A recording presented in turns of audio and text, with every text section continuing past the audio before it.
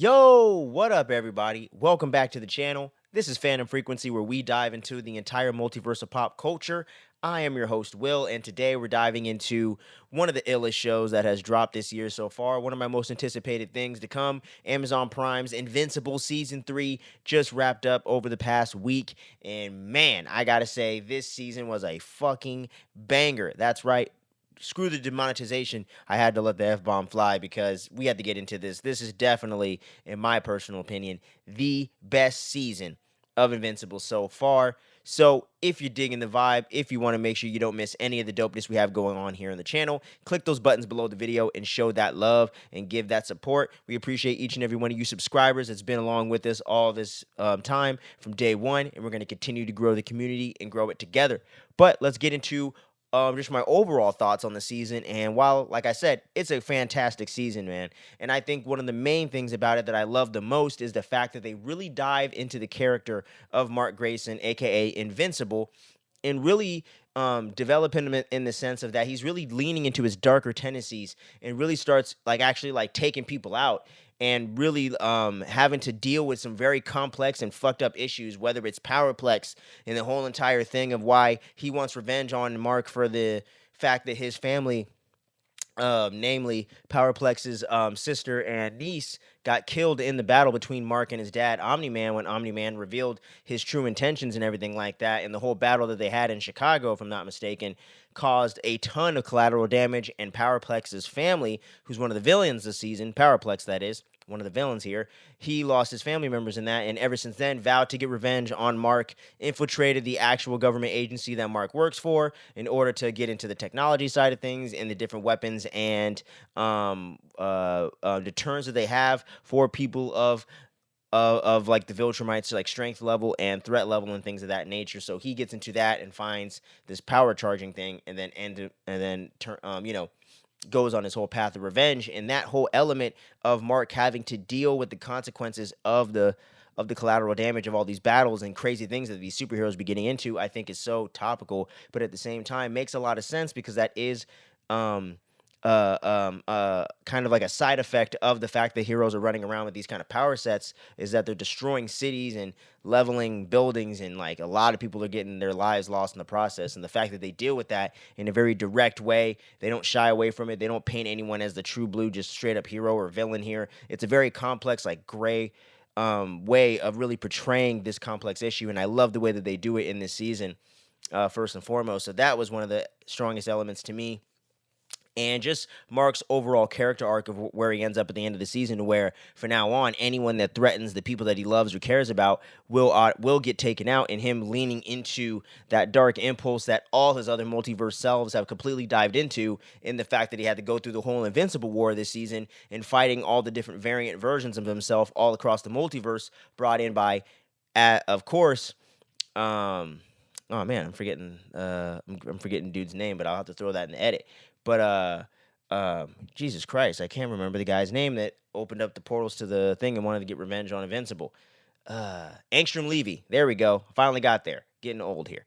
But yeah, Angstrom Levy, unleashing all these different versions of Invincible on Mark towards the second to last episode of the season. I thought was just brilliant and masterful, and getting to see Steven Yeun do these different versions of Invincible and play all these different versions all at the same time he's playing the main version, I think was just super impressive and really awesome and creative at the same time.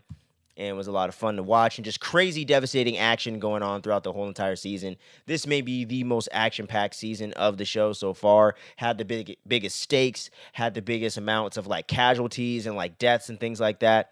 And just excellent character arcs all around, man. Even with the characters like Adam Eve, I thought she had an amazing character arc this season, and her getting into deeper into her relationship with Mark, but also dealing with her family and dealing with the different sacrifices that she makes in order to help Mark survive, and damn near gives her own life and discover the whole side of herself that she isn't able to tap into when she goes into a complete crazy state of trauma. She's able to unlock all of her powers and damn near is invincible and can't really die like literally. So that's an even more interesting element that I have heard some teases from in the comics, and depending on where they adapt those things to come in the future seasons, can be super duper interesting, really heartbreaking and tragic, but also just super duper interesting at the same time, and just playing into those sci-fi elements and those different thematic ways of people exploring humanity through sci-fi and through these different superpowers and these different over-the-top, larger-than-life type of characters. So I think Adam Eve is a great example of them doing that in this season. And another character that I think they did an amazing character arc with, and I think might be one of the best like redemption arcs I've seen in a while, although we're in the middle of Omni-Man's redemption right now. The one that I think that they actually executed in these first three seasons up to this point was Rexplode, man. I thought they did an amazing job with that character and really bringing him full circle, really showing his maturity, really seeing him leave the Guardians and start his own life and get new relationships. And in the whole way that he has to sacrifice himself to actually get rid of the threat that was one of the versions of Invincible that was killing off almost damn near everybody in the Guardians, and that whole entire sacrifice play that he had to make in order for everyone else to survive another day and end this conflict, I thought was so heartbreaking, but so damn well done at the same time. And I just can't give them any more praise for it. I thought they did an amazing job with Rexplode, and getting to see, and it's gonna be cool in the future when this show is done to go back from the beginning and rewatch it and kind of know that death is coming and kind of dreading it coming and kind of having that different perspective on it. I think would be really interesting. But yeah, love what they did with the character of Rexplode this season. Really awesome there. And let me see here. We did talk about Powerplex already, and I thought he was a really interesting villain. And Aaron Paul did a great job doing the voice and portraying the character and whatnot. And yeah, so where they leave off in season 3 with this, where I think he's definitely going to be back in season 4 and maybe even past that, who knows? But the one villain and one character that damn near stole the show this season was definitely Conquest. Voiced by the great Jeffrey Dean Morgan, who y'all mostly know from playing Negan in Walking Dead, but he has been on a ton of cool shows like Supernatural, The Boys, all kinds of stuff. And he returns here with Robert Kirkman once again and reunites with Stephen Wen, and they have a little bit of a meta thing going on here with Walking Dead actors. But him going against Mark in that finale episode of this season was phenomenal. They literally lifted dialogue directly from the comics and used it here in the episode, and Jeffrey D. Morgan absolutely knocked it out of the park.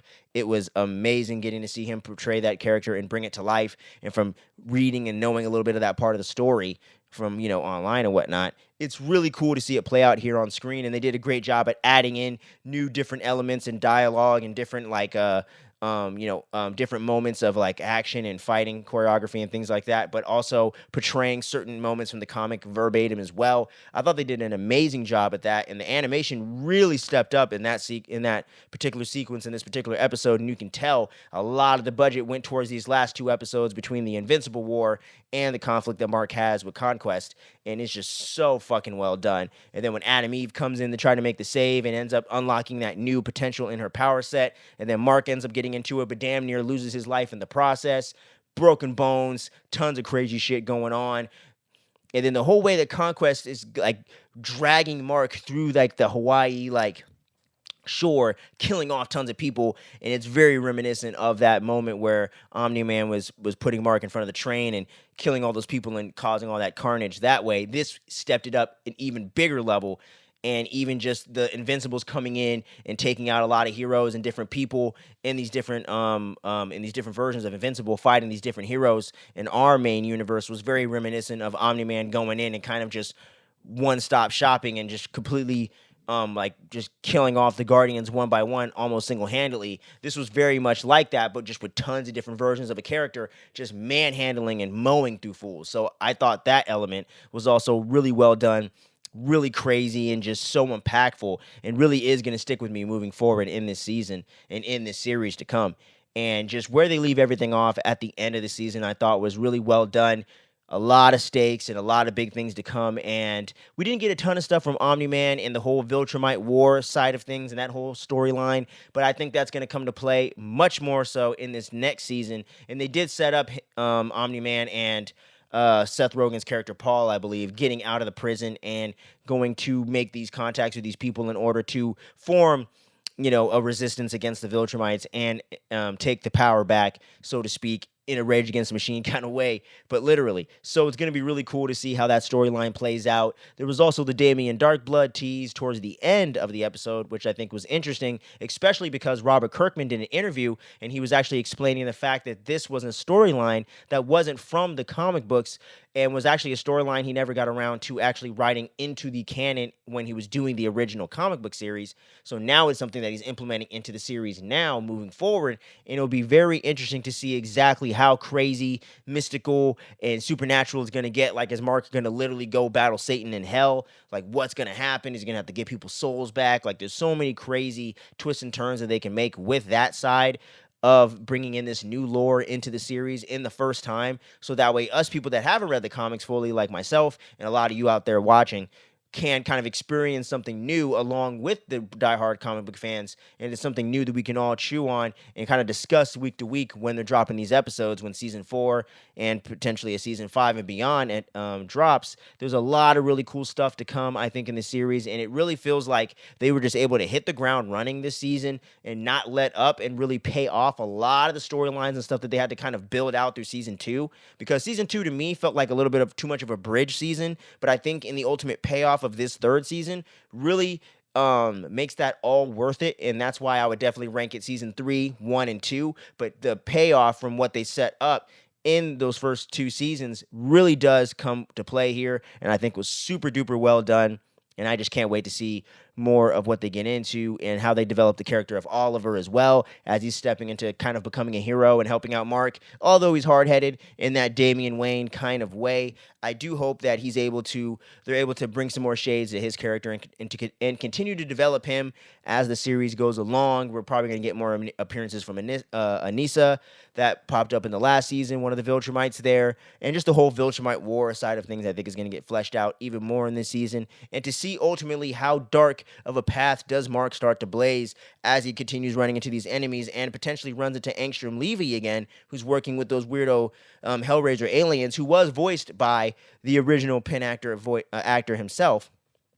You know what I'm saying? So all that coming to play in the next season and beyond, I think is super duper awesome, and I can't wait to see what happens with that. But y'all drop down below in that comment section. Let me know what you thought about this latest and, to me, the greatest season of Invincible. Season 3, let me know what you want to see in season 4, whether you read the comics or not, but just try not to spoil too much in there for some of you comic readers out there, for some of us that haven't really read it so far, so that way we're able to enjoy those surprises as they come along. And we're going to be getting back to dropping more consistent content and whatnot. Just been busy with a lot of music projects and doing my 9 to 5, but now I got some really cool videos planned out, and there's some really great stuff coming out real soon.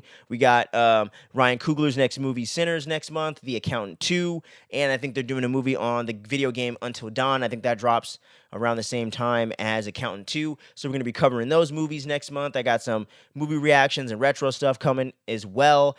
And we're going to be diving into all the TV stuff going on next month, because we got some bangers coming out along with Daredevil Born Again, which we're going to be reviewing this week and every week moving forward for the duration of the season. We're going to be getting into Andor and The Last of Us, both season 2s. So we'll be diving into those every single week starting in April, and we're going to be covering WrestleMania 41, all kinds of fun stuff coming up. So you'll be seeing more content from us on a weekly basis like we had moving before, you know what I'm saying? And thank you so very much for all of you that stuck through to the end of this video. We're going to catch you again real soon, but until then, make sure you stay safe out there, look out for your loved ones, and have a good one, and much love, and until next time, peace.